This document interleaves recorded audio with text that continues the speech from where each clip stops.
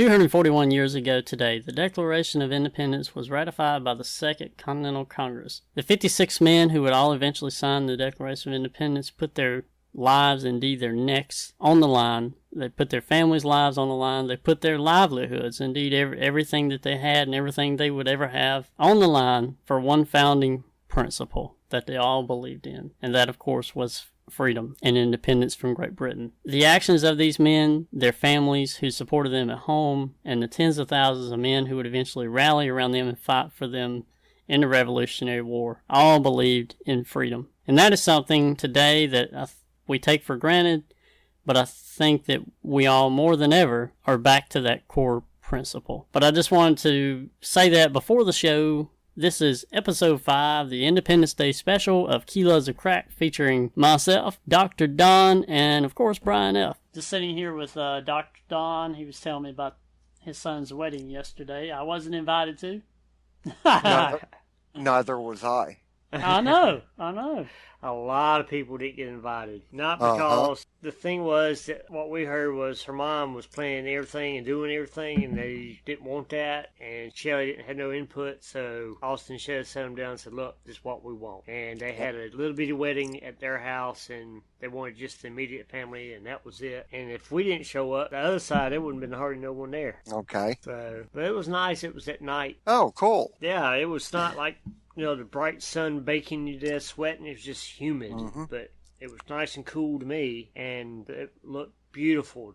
White tents up, and the little Christmas icicle lights hanging down from them, and copper and little signs and decorations. It was beautiful. I couldn't ask for a better wedding, I've been thinking of you guys this week. It's been South Carolina humid up here. Well, then you must know how it is down here. It's twice as worse than usual. No, it was twice as bad as usual up here all week. And then a storm front went through. I mean, a nasty storm front went through yesterday evening. And now all the humidity's gone. It's just hot out. I got up this morning, cut grass, and I ain't doing nothing the rest of the day. That's the way this week has been. Yep. Yeah. We've had thunder showers, and then it'll stop for about an hour, and it'll be intense heat. And then more thunder showers, and then more intense heat. So it's just a little back and forth. Yeah, it's coming in waves. Yeah. We got a really intense thunderstorm that went through, I'd say about 5 o'clock yesterday. It dumped like inches of rain in an hour. Yeah, when Austin's wedding was over with, they started taking pictures, and then right after that, it became a downpour. Luckily, he had a big old tent, and everything was underneath it. So, but yeah, it was way out in the country. Out in the country? And they got across in one of the fields across there where they are, there's a big radio antenna, and lightning was just dancing around that thing. It was like, oh man, I can't.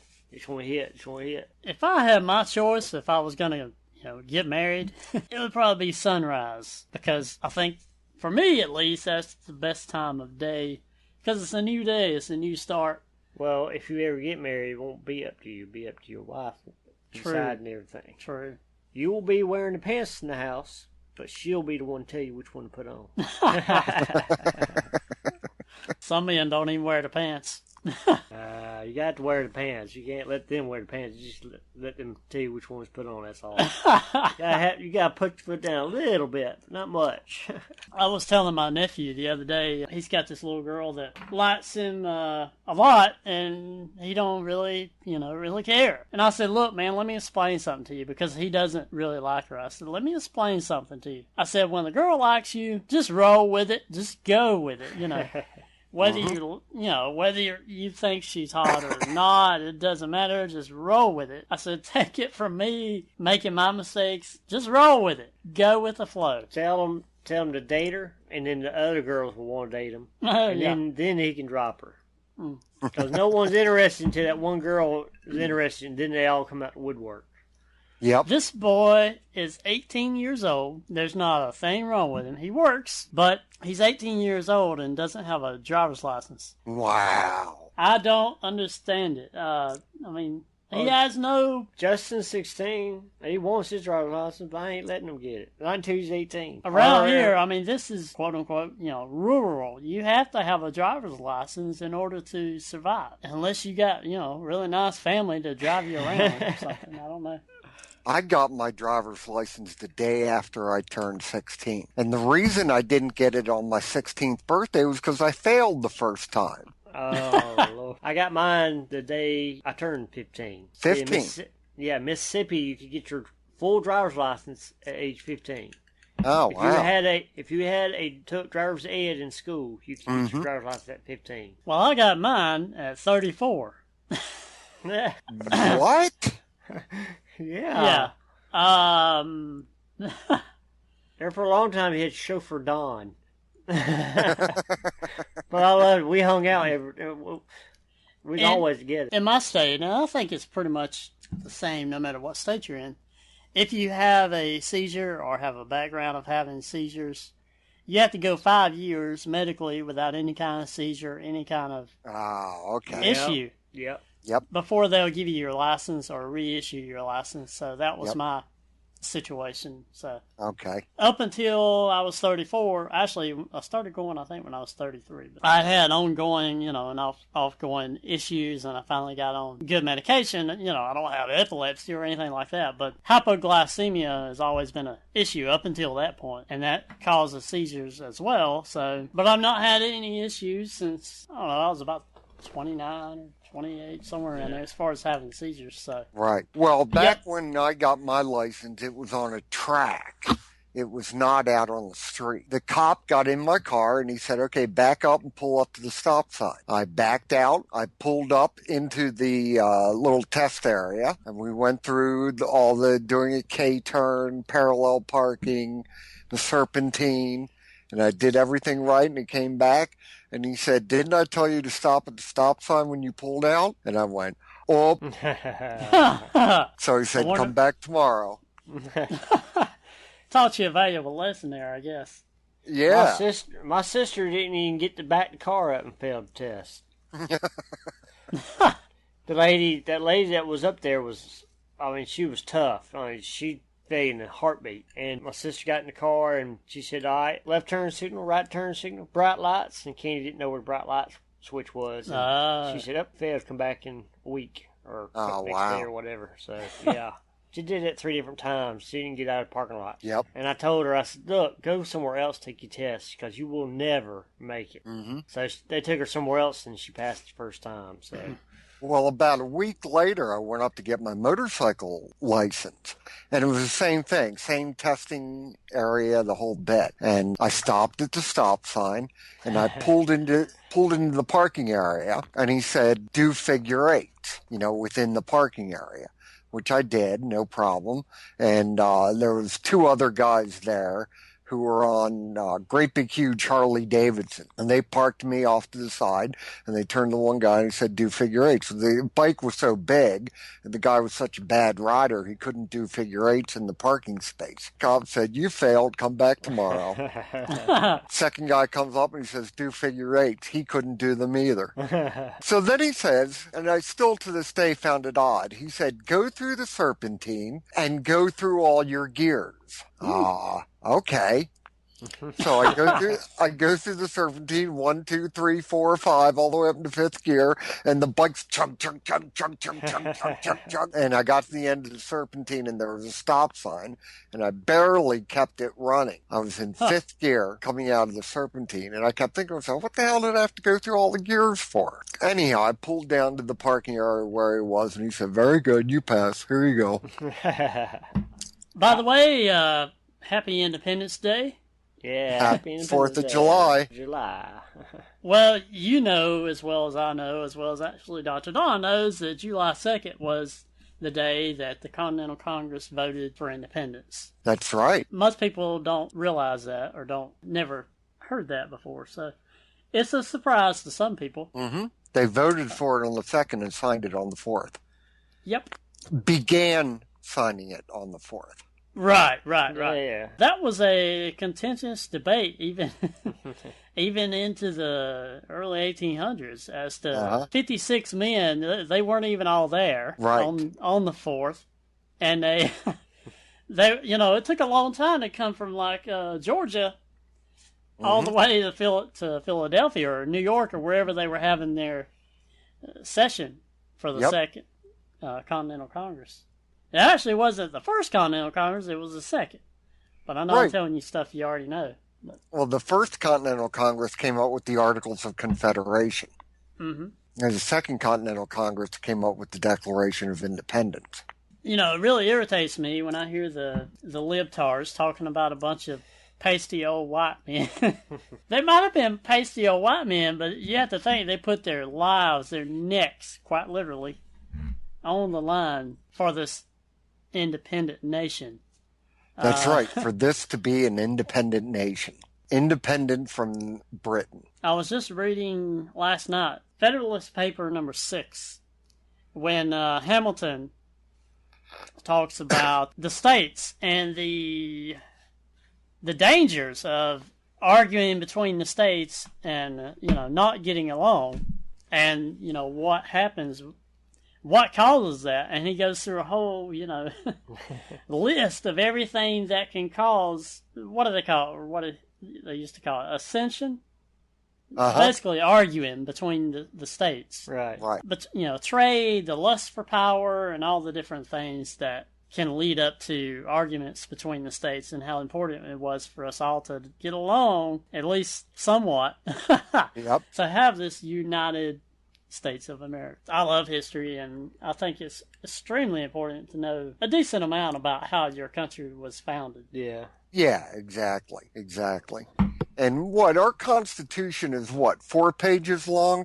2 pages long? Something like that? Yeah, 2 pages, I think, yeah. It's not that long. The EU Constitution is 200 and some odd pages long. But this new healthcare bill is, I don't remember, but it's getting up there with the Affordable Care Act. They keep adding and adding and adding and adding to it. So. Exactly. According to the Constitution, about every law written in the last 50 years is unconstitutional. Unconstitutional. Yep. I was just thinking earlier that this country ran on its founding principles up until my lifetime. And it's been during my lifetime that we've gotten away from our founding principles. And I personally think it's about time we get back to them. Yeah, me too. Did you see, I have to go into a Trump thing here just a little bit. Did you see what he posted on Twitter this morning? No. You might remember he was on WWF or WWE, one of those where he body slammed somebody. Okay. One of the wrestlers. This was like 30 years ago or something, back in the 80s. Uh-huh. Well, somebody did it for him, I'm sure, but they put a CNN logo on the wrestler's face. So he body slams the wrestler, and all the media's freaking out. Well, it's usually our presidents, going back and forth against other countries and stuff, and now he's in office, it's him in the news. Hey, I got a real chuckle yesterday. One of the girls that lives here watches PMSNBC all the time. And I got up Friday morning and I walked down to the living room and she was sitting there watching PMSNBC.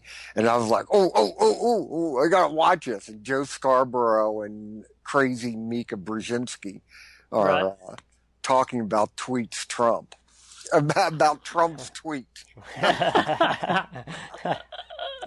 Yeah. And I got such a chuckle out of it. They were trying to be so cool about it, but they were obviously pissed. Oh, yeah. There was a thing that came out, I think it was Thursday, when Trump called the new Taoiseach of Ireland. I can't remember his name right this Neither can I. Just to congratulate him on becoming the Taoiseach of Ireland. So he has Irish press in the Oval Office. And he's still on the phone with the Taoiseach, and he kind of motions for one of the blonde to come over, and he's like, "Where are you from?" And she says, I work for RTE. And he's still talking to the guy, and he's like, "She has a nice smile." That's all he said. She has a nice smile. And everybody freaked the hell out about it. Oh, Lord. Right, exactly. I didn't know she was Irish, but I heard that he said that about somebody from the press corps. And I thought, what's the big deal? I know. He got me to shed a nice smile. Exactly. I mean, people are just, oh my God, that's what's wrong with it. Everybody's offended by somebody else's likes and what they don't like, and they're putting all these damn laws in effect, keep you from saying stuff. Yep. I went to get ice cream a couple of days ago, maybe even a week ago. And there was this little, I don't know, high school, college girl in there. And she went and got my tea berry ice cream for me. And while she was doing it, I said, wow, nice legs. And she was like, thank you. And you would think, of course, if I was Donald Trump, that would have been sexual harassment. Oh, yeah. Yeah. It's really, did you see the picture I posted on Facebook about white privilege? No. Yeah, I'm drawing a blank on it. I did see it this morning. There's a picture of this guy holding up a sign that says white privilege. The only white privilege I have is sunburn. It's sunburn. That's right. That's right. Yeah. As a white man, that's about all I've got left is sunburn. Exactly. Yeah, the media is going crazy about Trump body slamming CNN. Yeah, and telling a girl she has a nice smile. I thought he was just being stupid, having these Twitter rants, but actually he's really smart about what he's doing. He knows he can rile them up real easily. So yeah. And I'm sure you heard where he's been in Indonesia, his second home. Okay. Or he lived there when he was a kid with his mother and his stepfather. But he was talking about how we had to really be careful and be tolerant of others and, you know, not have any nationalism. You know, it's a global world. We need to love one another. And I said on Twitter that this coming from a Nobel Peace Prize winner who has a kill list. Yeah, the only Nobel Peace Prize winner with a kill list. I seen. Yeah, well, if you want to get on the kill list, all you have to do is cross the Clintons. Yeah, that's the kill list you don't want to be on. Exactly. What was it? Somebody just died recently who tried to cross the Clintons. Just this past week, some guy was going to rat them out for something and was found dead. Huh, I didn't hear that one.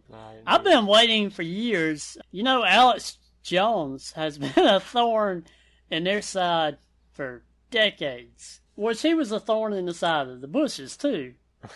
Well, he knows how to get the ratings up, honey. He's going to push everything he can to, you know, keep things riled up. A lot of what he says is hyperbole, you know. Mm-hmm. But there is some grain of truth in some of it. You ever watch his videos? I used to. Well, no, see. I know who he is. I'll tell you who I can't stand, though, and that's Hugh Hewitt. I ain't even heard of him. He's a radio host and now an MSNBC or PMSBC NBC host. You know who he is, Brian? Probably. I'm sure I've seen him. He's gray-headed. Hugh Hewitt. He does a radio show out of California. Supposed to be a conservative. Well, there's a problem right there. People come out of Yeah. He's originally from Ohio, but... If he's on PMSNBC, then he's not a conservative. Right. Well, one of the conservatives that... When Trump was running, he... and then the thing came out about grabbing by the... Yeah. Okay. He called for him to step down and have Pence run in his place, right? So I listened to him in the morning. He's on at like 6 a.m. on any conservative talk show or any conservative radio station.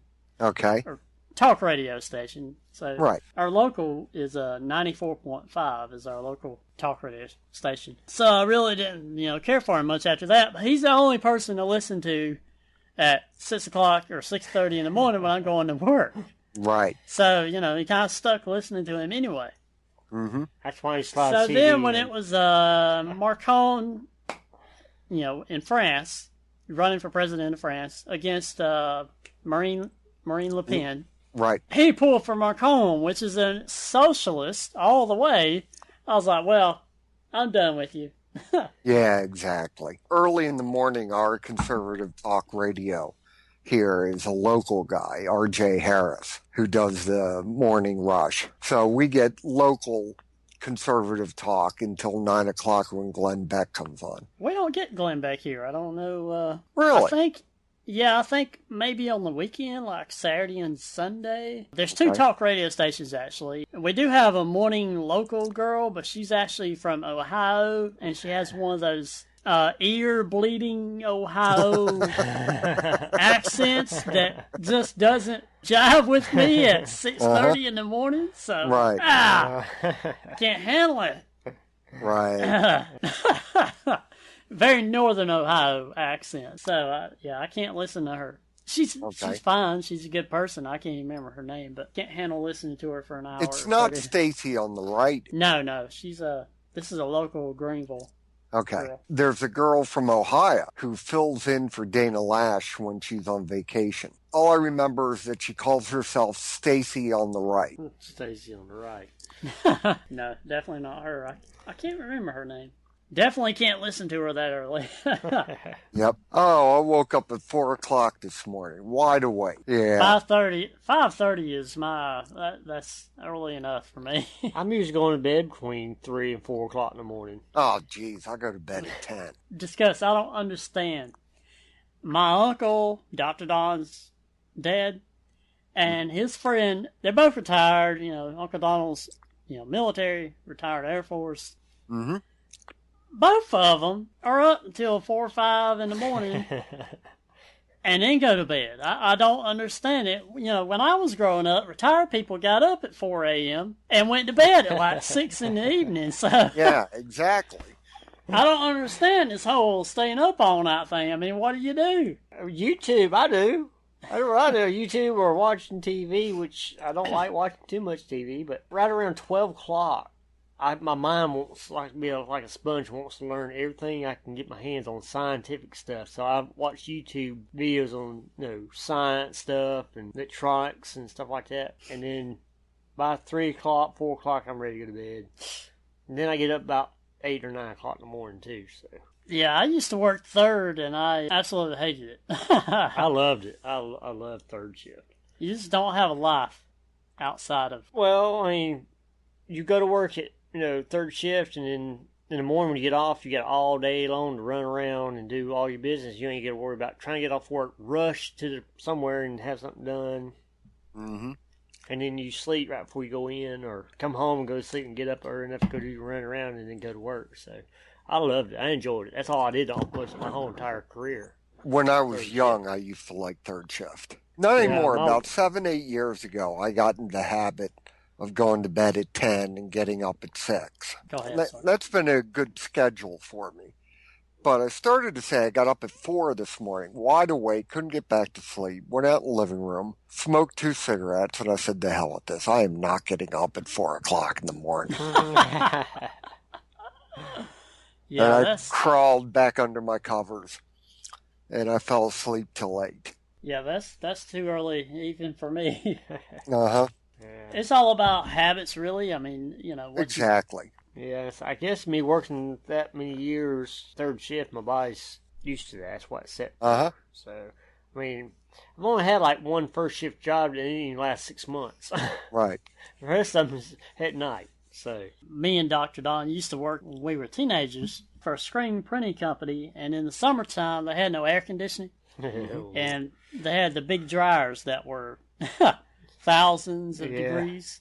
So it would get really, really, about 120, 130. Yeah, probably so. Inside the warehouse.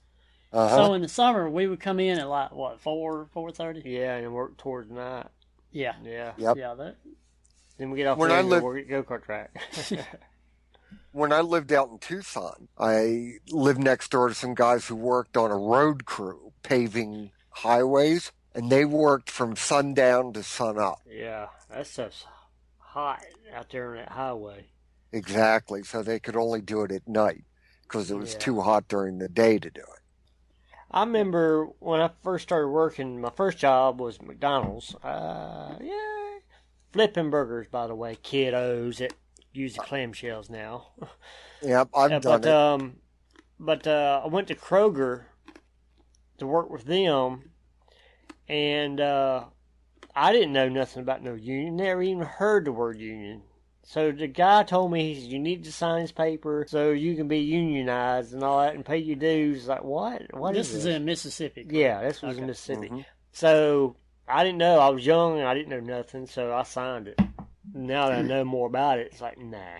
Yeah, when I was in college, first year in college at the community college here in town, I took a Christmas time job with UPS. And after the Christmas season, they said, we'd like to keep you on some kind of bizarro 10 to 4 in the morning shift or something like that. Yeah, 4 days a week or something like that. And when it was all done, all said and done, they said, we'd like to keep you on, same shift, same hours and everything. I said, well, if I do that, I have to join the Teamsters, don't I? Well, yeah, of course you do. yeah, of course. Like they want, yeah, hey, yeah. See ya. Yeah. Mm-hmm. The company I worked for, the grocery chain I worked for down here in South Carolina, worked over 10 years for them. And another company come in and bought the warehouse and not the stores. Uh-huh. Because actually the warehouse and the stores were separate. But they're from Ireland. They're two brothers. And one brother did come and then with his team, and they come in and had an emergency meeting. So we all come in early and sat down. One guy stood up and said, this is how we're going to do it.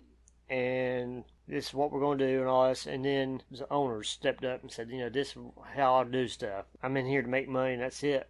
And right. This guy stood up and said, well, we'll start a union. And the guy turned around and looked at him and said, go ahead. He said, I make so much money and I got so much money, I'll lock the doors and let all the food rot in this warehouse and none of y'all will have a job. And I will not lose one bit of sleep over it. He said, I'm going to run this place into the ground until it makes no money, and then I'm going to close the doors. The Germans that run BMW plant in our area, in the Greenville, Spartanburg metropolitan area, when they started the plant, they had their first big meeting that involved all the employees. They said, there will be no unions here. We're not going to have any unions. This is not Germany. We don't want any unions, and, any people in unions, and we'll shut it down. We'll move somewhere else. Right. So these union people are making, good money for the get-go, and then they screaming they need more money. Exactly. Okay, that drives up the prices of, let's say, the vehicles. They make so much money on the line. Costs got to go somewhere, so it goes back to us. That's why these cheap-ass cars, and yeah, I'm talking about all y'all people. All y'all car makers, cheap-ass junk nowadays. It's too much money for the average person to buy. Right. Don't try to make all your profit off one car. And they end up having a big sale at the end of the year anyway.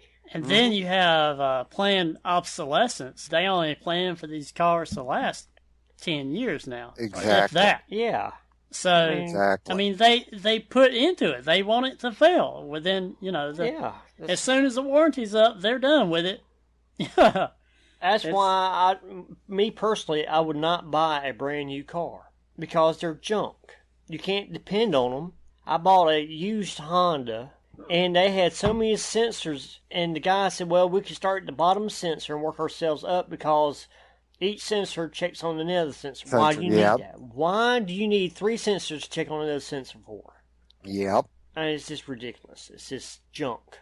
Trash, junk stuff nowadays. And I think we talked about it last year.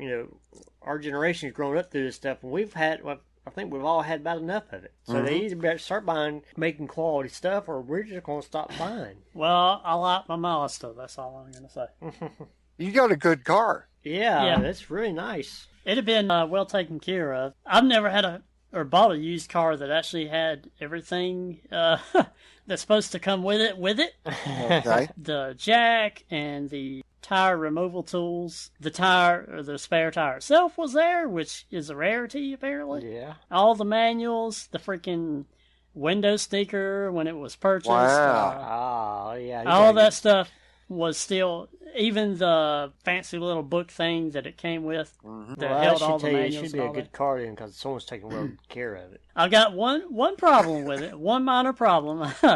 I've got one door sensor that if you don't shut the door hard enough, it'll wait till you're driving down the road and start dinging. And it's not like it lights up door sensor and dings one time. No, it's like ding, ding, ding. And then it waits 5 seconds. Ding, ding, ding. And then it waits 5 seconds. Ding, ding, ding. So, well, that should be an easy fix. That's right there at the door. Take the door panel off and Yeah. That thing should be right It probably just needs to be cleaned. It's only one door. We figured out which door it is. And we sprayed some, not silicone. Well, maybe it was silicone. Into the door mechanism. The sensor's actually in the mechanism. Mm-hmm. But it's actually in the door latching mechanism, so you would have to take the panel off to get to it. So Right. Well, we can try some map sensor. It cleans, but it's safe for electronics. Somebody's beeping in here. My mother. She's Where's down your at mom? Palm Beach enjoying the sun. Must be nice. It must be. I wouldn't know which. I prefer to run away from the sun, you know, when it's 100 degrees outside. Yeah, So. yeah. Well, like me and Kim, it was about, I don't know, 2-3 years ago. Might have been longer than that. But we went down to Sumter so my youngest boy could see his mama. And we decided, well, while we're down there, we'll take a vacation, you know. And we didn't come out the hotel room the whole time, like the 3 days we stayed down there, because it was just unbearably hot. Oh, Lord, it was too hot for me. And we stayed in that room until we went out to eat and come back and went back in the room. You have to tell everybody where Sumter is. Oh, Sumter, South Carolina. That's But where is it? on. I know where it is. It's towards the middle. Man, Yeah, it's about halfway between here and the ocean. So yeah. Oh, okay. It's humid. It's almost bad as Charleston. most of it is about sea level and wooded. Uh-huh. And Pines. it's out in the boondocks, but it's swampy, Yeah. Yep. It's, hot, humid. Yeah. Man, yeah, we didn't come out that motel room or hotel room, whatever it is, for the whole entire time unless we went out to eat and come back. It was just too much for me. I It was don't too much mind for the Kim. heat. It's the humidity that gets me. Right, Mhm. right. That's what my dad says. You want to move to Arizona, but it's 150 degrees in the shade. I said, yeah, but at least I won't be dripping sweat in my face. Yeah, that's because the sweat evaporates before it. Yeah. Yeah. As soon as it comes, out, Yeah. out of the. Believe me, when it's 112 degrees in Tucson, it's hot. Yeah, oh yeah. It is what I call the omnipresent sun. Yeah, I had a friend that went to Texas with his girlfriend to see her parents, and he said they got there about 9-10 o'clock at night, and they were sitting on the back porch, and he giggled and laughed. He said, "What happened to your thermostat stick at 90 degrees?" And they said, "No, it's actually 90 degrees out here." Right. But he said it don't feel like it. Right, But- exactly. In Tucson, 90 degrees is as comfortable as 70 is back home. Yeah. So if I have to, I'll make me a backpack that's insulated good and have a drink with a drink straw to my mouth and keep drinking to keep hydrated. I mean, I'd rather do that than sitting out here, drenched, soaking wet, just walking outside. Mm-hmm. I remember when I was shooting high power, a guy took a Camelback hydration pack, Uh-huh. put it in the freezer overnight, got up at 2 o'clock in the morning, whatever, to drive from Pennsylvania to Quantico, Virginia, which is south of D.C. And he drove all the way to Quantico, and we were about halfway done with the day, so it was probably about 1 o'clock in the afternoon. And his hydration pack was still a solid piece of ice. He was like, remind me next time to put it in the fridge overnight, not the Yeah. freezer. Yeah. Talking about the heat and stuff, my dad found this helmet. It is freaking awesome. I would like to have one, but they're too expensive for me. It actually has a double filtration. It's got a face shield that comes down, and it's got a little, like a cloth type deal around your neck. It kind of seals it off. Uh-huh. And it's got a fan in it, and it blows the cool air across the back of your head and down across your face and out the outside the mask at the bottom. And Right. Now, to me, I got some hearing problems, which is asymmetrical, which cuts out certain frequencies, then which boosts the other frequencies, like high pitch. I mean, I can hear it, and that fan is too loud for me. But I mean, it was neat. I put it on, tried it on the other day, and I like it. It's pretty neat. I can handle it. I just put me a set of headphones on and go to work. Guys, I'm going to have to duck out for a second. I'll be right back. Your glass is empty. You keep picking up an empty glass, man. Go fill your glass back I know, man. You'll hear that in Okay, I'm back. Sorry about that, guys. Okay. Get up to refill his glass. Yeah, well, apparently they're shooting on the other side of the river. Green tea. What? What? We live on the Juniata River, north of Harrisburg, and people shoot guns around here. I mean, it's in the middle of the country. Yeah. And the dogs are just going nuts. And I heard this really loud boom, which is probably a shotgun. And then the dogs were going crazy, so I had to go outside to see if somebody got shot or if what was going on. Right. And the dogs were just being dogs. Well, we're used to guns going off over in Greenville. Usually it's gang violence. Yeah. When me and my wife, she's from Lawrence, which is country. Out in the boondocks. Yeah, it's country. That's where I want to move. That's where I want to be. But we moved up there, and people would drive by, and they'd start waving, and I'd duck for cover. I'd lay out down on the ground, and Kim was like, "What are you doing?" I said, "I didn't know if they're going to shoot or not. I'm used to Greenville. You know, when you see arms come out the car, you duck and cover." I was just playing around, but she got a kick out of it. So. And we have a government, basically council housing on the next street over. Uh-huh. And they're really strict in the beginning, you know, that you're not allowed to have any relatives over. You got to have clean record, blah, blah, blah. But then what they do once they get in there is they invite their cousins, their brothers, their sisters, their nephews and nieces, and then you got a bunch of hoodlums, and that's what we got one street over now. Yep. Okay, so blow them up. I'd just make a mess. We have to clean it up. Yeah. Because they wouldn't clean it up. It'd be just left there. So police are over there about every other day. What's the song by Ween? Cover it with gas and set it on fire? Never heard that one. Look it up. Ween did it. Do you remember Ween? I remember Ween, yeah. Back in the 70s, late 70s. No, in the 90s. Well, I must be thinking about somebody else. You're thinking about Queen. Speaking of Queen, a girl at work, we were talking about Queen, right? And I don't know how the subject come up because I don't bring it up for any reason, but she didn't know that it was, four gay guys. Which I told her, I said, I don't care if they're gay, you know, they made great music. Yeah. Whatever. Exactly. She didn't know that Freddie Mercury died of AIDS. You know, it was like, she was talking about how much she liked them, and she still liked them after me telling her that. But I'm just amazed that people don't. Yeah, I mean, don't know this. I mean, I will rock you. You know. Yeah. Everybody's so pumped up to be, and then when they find out it was a gay song, and a lot of people are like, what? And then I'll never listen to that again.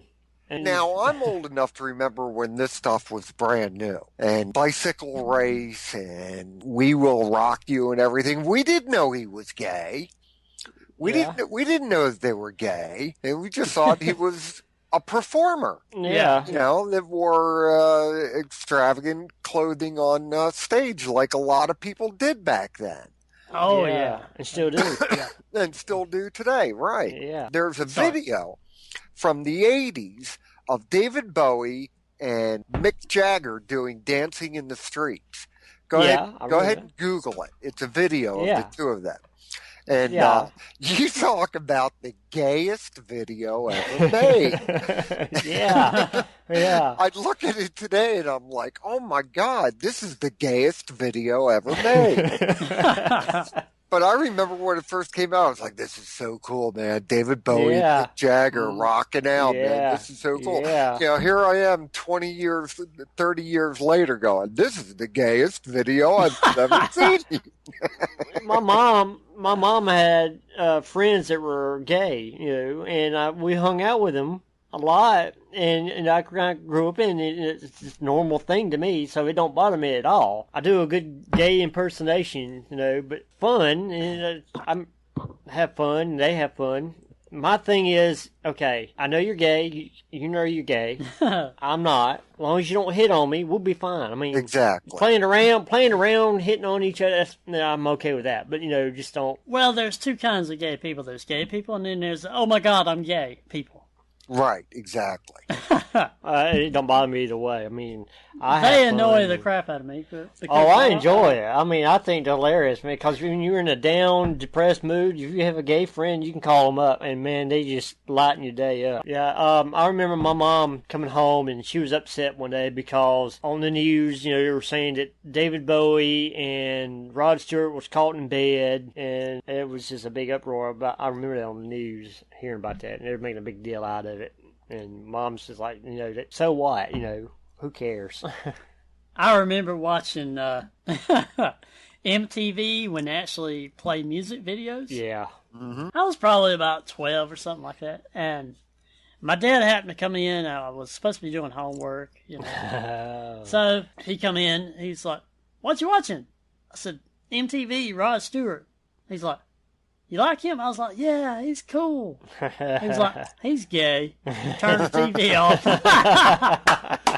Oh, God. I can see him doing that, yeah. Yeah. My dad, there was another one he did that to me on. I can't remember who it was. Rod Stewart, David Bowie. Yeah, well, it was Queen. the 80s. Yeah. It was probably about 84 somewhere around Now, the one I didn't like at all was Boy George. That one, I couldn't stand him. I couldn't even stand looking at him. Boy George was, oh my God, gay kind of guy. But I mean, he just, I don't know about him. I just never liked him, so.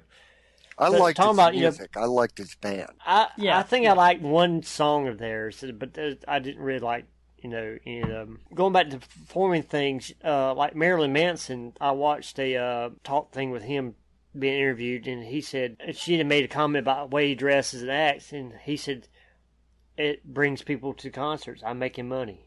Right. So, I mean, he's like really intelligent person. I'm like really intelligent. Mm-hmm. But he says, you know, I'm here to make money. That's why I'm doing this. I'm making money.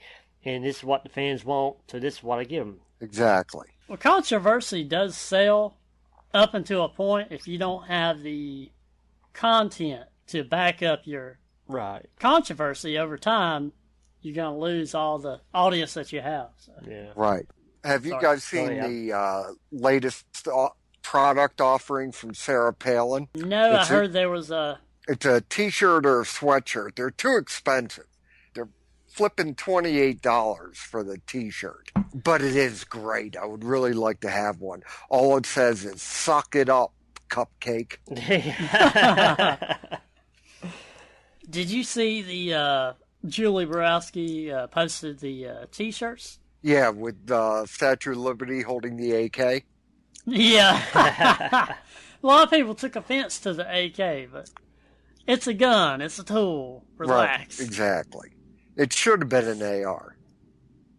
They actually, she posted another link. I bought I wanted the damn green one because I like green. Uh-huh. But they have a black one with an AR-15, so you could buy it. Well, and they're only $12. Well, whoever put that together probably didn't know nothing about guns to begin with, and said, "Oh, that looks cool." But it's real cool. I know you didn't see it, but it's Statue of Liberty holding an AK-47. Yeah. So what you're saying is we're American socialists because we're, you know, AK. Get it right, man. I'm sorry. Yeah, because they're holding a Russian AK-47. Yeah. So that's or it could have been meant as a humorous irony, you know. Yeah.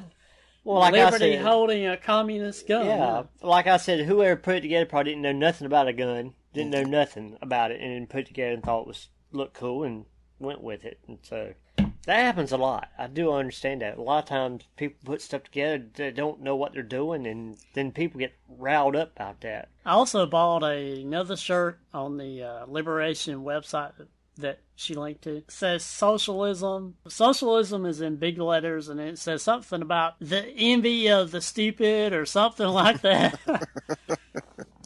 No, the last T-shirt I bought in Arabic says infidel. That's good.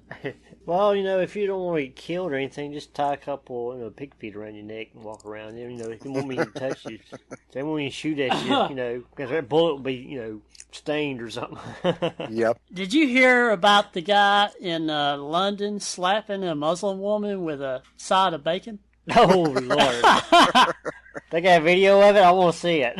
No, there was no video, but it really happened. A guy, he accosted or assaulted verbally two Muslim women, And apparently he had been to the market. I read the story, but it was like earlier in the week when this happened. Oh, man. And he just slapped her upside the head with a side of bacon. Oh, One of the local mosques here a couple of years ago was splashed with pig's blood, and pigs' heads were left around, and all the doorknobs were smeared with pig's blood. so did they? I mean, I heard that if anything like that happened, or if pigs or whatever they hoof, whatever it is ever crossed on that land, that it would not build a mosque there.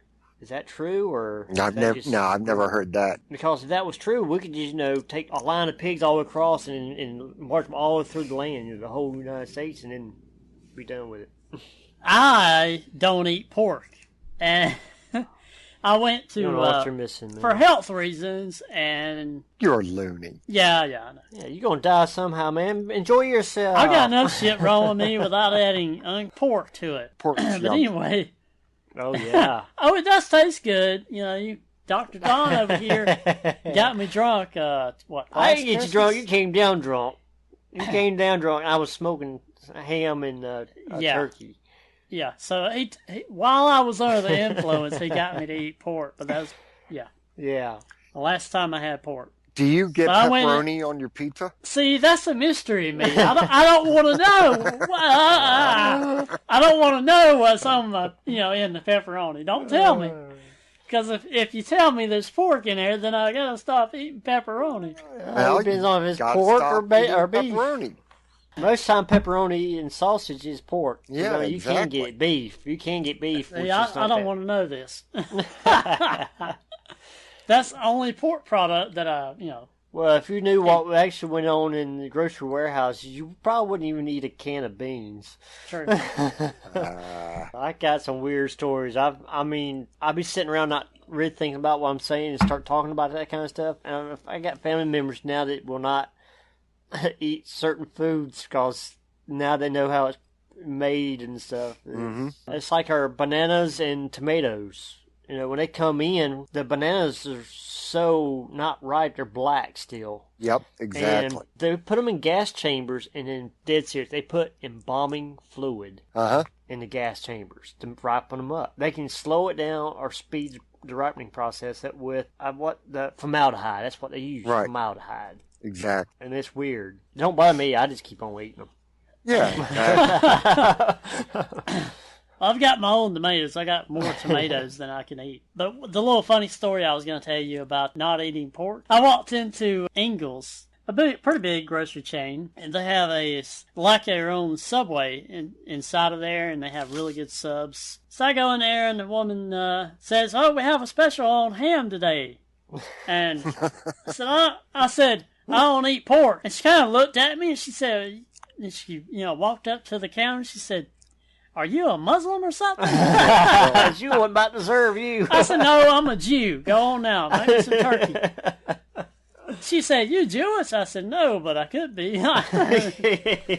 She said, "They don't eat pork either?" I said, "No." Shit, man, my wife, she used to get up and make breakfast every morning, and we'd have bacon, and we'd split the pack of bacon between us. Here's my problem with pork, or the biggest problem. They don't have sweat glands, so when they eat crap off the ground, their body can't get rid of any unnatural, like, let's say there was mercury in the, something they ate or whatever. Right. Well, whether you have sweat glands or not, you couldn't secrete mercury back out of your sweat glands. But any mineral like that, they can't secrete it out, so it's in the meat when you eat it. So that's my big problem, or one of my big problems with pork. Oh, blah, blah, blah, blah. I know, Boneless right? pork splints. I know Tyson said that they're not putting, hormones, whatever they call it, in there no more. Uh-huh. Another chicken. I go to the local butcher, and for about $20, I get a pork loin, get it cut into 4 roasts, got a crock pot that I'll put a roast in. I used to do it with a can of beer. Now I do it with just water. But I put my own spices in there, cook it all day, and have pulled pork for dinner. Yeah. I've heard that root beer it Yeah. works really well. And Dr. Pepper, too. Either one of them. Yeah, exactly. In fact, that's why I do my smoked ham with is Dr. Pepper. Mm-hmm. And because it makes a nice caramel color on the outside. Right. I love smoking my meat. Ooh, that's good. Ooh, boy. Just keep you smoking your meat away from me. That's all I got to say. That's just that 12 hours of waiting. You know, you starving to death for 12 hours waiting for that boy to come off. But it's so good. I mean, I grew up eating pork. My grandfather, this was actually a big Native American delicacy. Mm-hmm. Pork brains. Yeah. Oh, no. My grandfather loved pork brains and eggs. And we would eat that every morning, that and biscuits, every morning. Pork brains are one of those things. We went on a quest, 17 years ago. Around the year 2000, I was working with a bunch of guys, and we went on a quest to find the item with the highest amount of cholesterol in it. And I think pork brains won. I think it was pork brains and gravy was one. Oh, the gravy, there you go. Oh, God, I'm drawing a complete blank on what some of the other things were. Any Southern food. Pretty much. From down here, it's pretty much high cholesterol, high fat, high everything. We fry everything. Oh, yeah. Uh-huh. I think we got that from the Scots, you know. They'll fry everything from a damn candy bar to a Yep.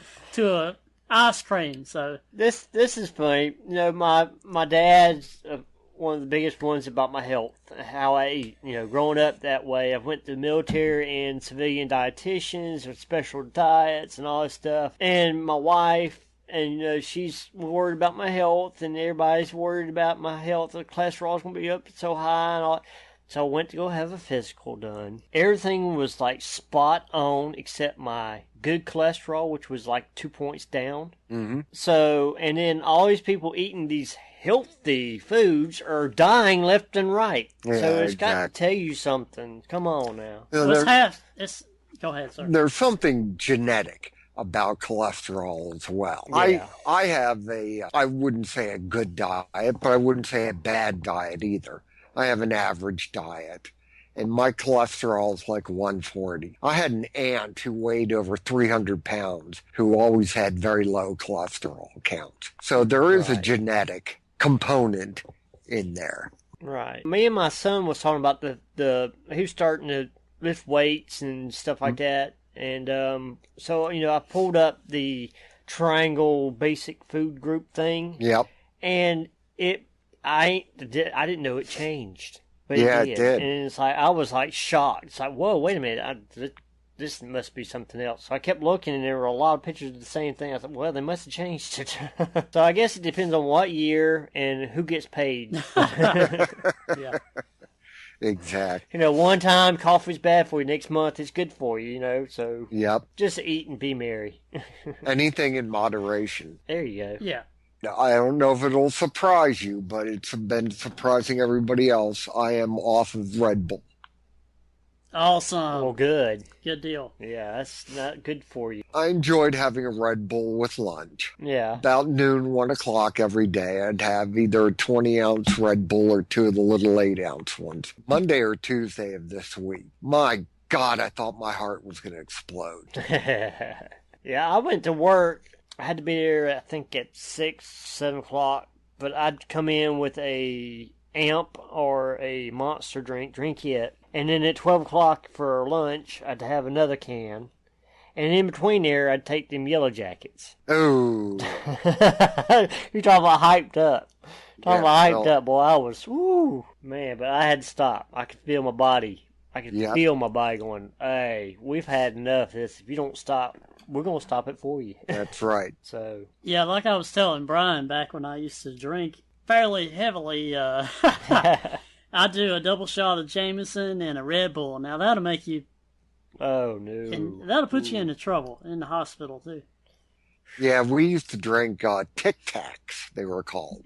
Orange vodka and Red Bull. Yeah, I heard about that. My son's birthday party last year, we all went over to his house. He had a big bonfire and everything. and my sister came over, and she made lifesaver margaritas. Ooh. That was that was so good. You take a roll of lifesavers and you blend it in with the margarita, and oh man, that was like the bomb, man. I was like, wow, I gotta start drinking this. Hang on, breaking news.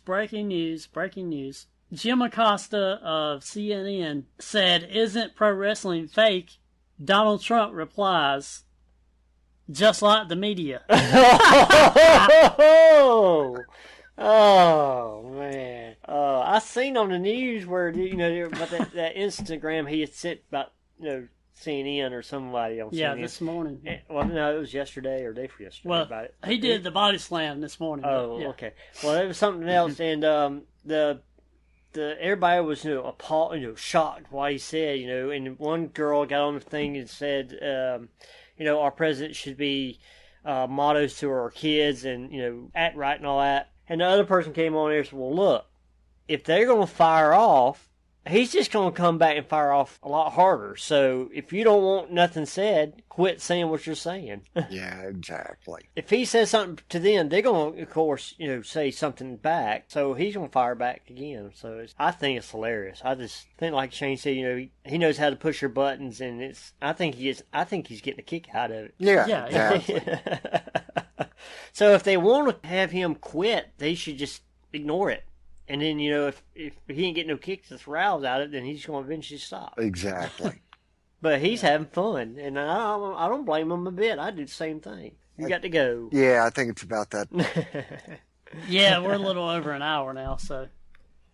Okay. I appreciate it. Thank you, gentlemen. Yep, appreciate it. Nice talking to you. Happy Independence Day. Happy 4th of July. Happy 4th of July. Happy 4th, brother.